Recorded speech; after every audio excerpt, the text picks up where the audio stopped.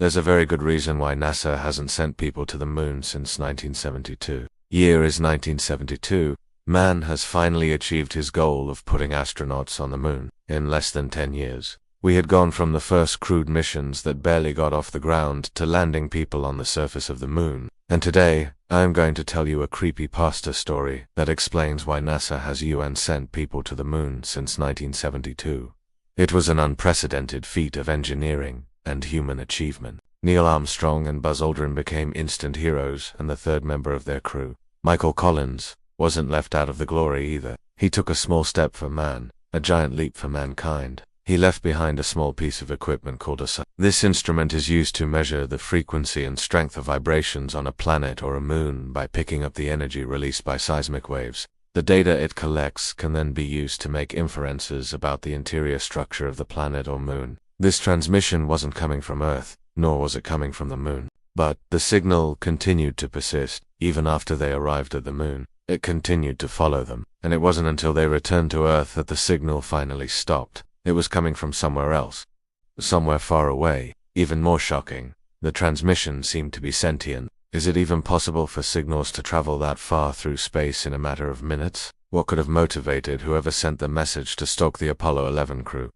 These questions have never been answered, and the fact that no one has been back to the moon since 1972 doesn't help matters. The signal contained information about the astronauts' location and trajectory. The astronauts, Gus Grissom, John Young, and Roger Chaffee, were unable to escape in time, and the intense heat of the fire killed them instantly. A subsequent investigation revealed that the fire started in an electrical panel and spread to the cabin interior, which was made of metal and plastic. This tragedy led to several changes in the design of the spacecraft, including the addition of an emergency escape system. But it also led to fear among the astronauts and the public. Many people were afraid that the Apollo program was too dangerous to continue, but NASA was determined to press on. If you enjoyed this creepypasta story, please like, comment, and subscribe to support my channel. You can also check out my podcast. Thanks again for listening, and I'll see you next time.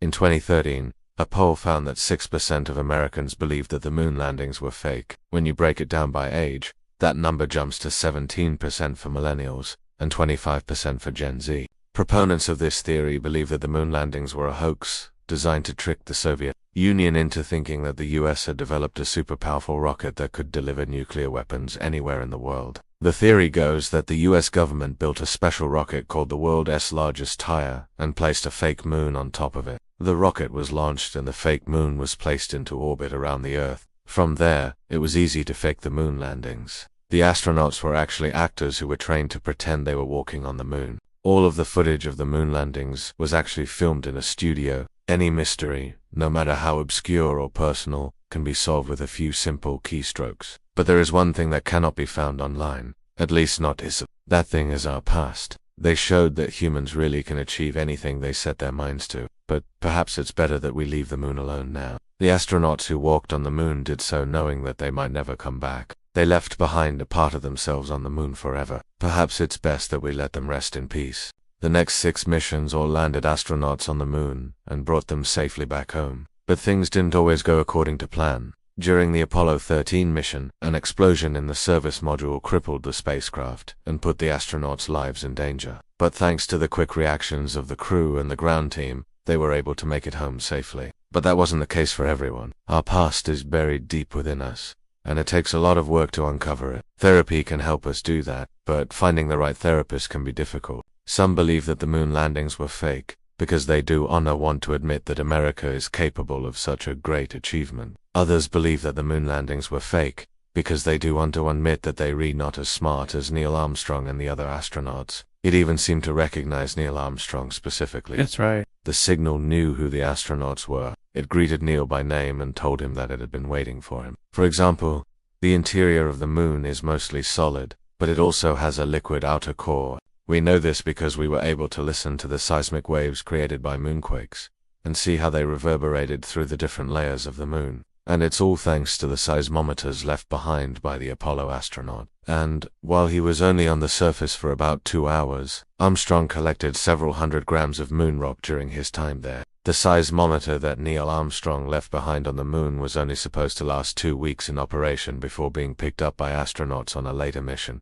It was in pieces. Someone or something had knocked it apart. And if you think that sounds like some kind of tall tale, just listen to what happened on Apollo 11. But the Apollo mission stopped after just 3 years. And by the time they went back to the moon to retrieve the seismometer, it was too late. The equipment had already been destroyed by something or someone. He didn't just keep them for himself, though. He took them back to Earth and handed them over to NASA for analysis. But those rocks would come back to haunt him years later. The world celebrated these men as they returned home to Earth after spending several days in lunar orbit and about 2 hours walking on the moon itself. And then they went back into space for Apollo 15, 16, 17.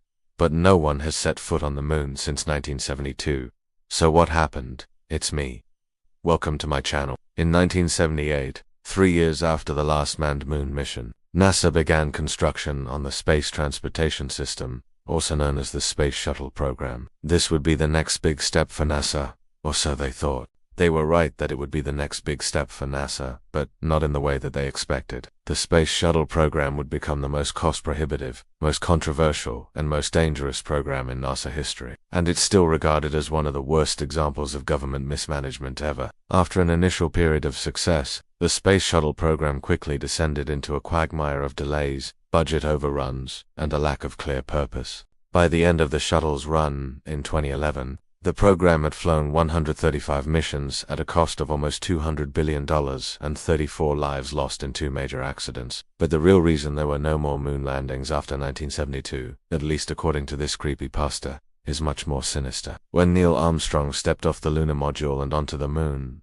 he became the first human being to set foot on another celestial body. You see, when Neil Armstrong landed on the moon, he left something behind, something very important. Something that he never should have taken with him in the first place. But there was one tiny problem. As it turned out, the seismometer that Neil Armstrong left on the moon was found by accident decades later by scientists who were combing through old data during their trip to the moon. The Apollo 11 astronauts picked up a strange transmission while attempting to contact NASA. At first, NASA assumed that the transmission was a prank by one of the radio enthusiasts that had become somewhat infamous for trying to contact the astronauts during previous missions. What was this transmission? Who sent it? And what was its purpose? To say that the general public is skeptical of the moon landings is an understatement. But maybe there's another reason why some people don't believe that the moon landings are real. Maybe they're onto something. We now live in an age where almost anything you could ever want to know is available online. With that said, let's return to our story. The Apollo 11 mission was only the beginning. In 1967, a fire broke out in the Apollo 1 spacecraft during a test on the launch pad, and so the program continued, and in 1969, Neil Armstrong became the first human being to walk on the moon. But not everyone was happy about this accomplishment. One of the most popular conspiracy theories about the moon landings is that they were faked by the CIA, but there is no evidence to support any of this. The truth is that the moon landings weren't just a triumph for NASA and the United States, they were a triumph for all of humanity. Thank you for listening to my channel.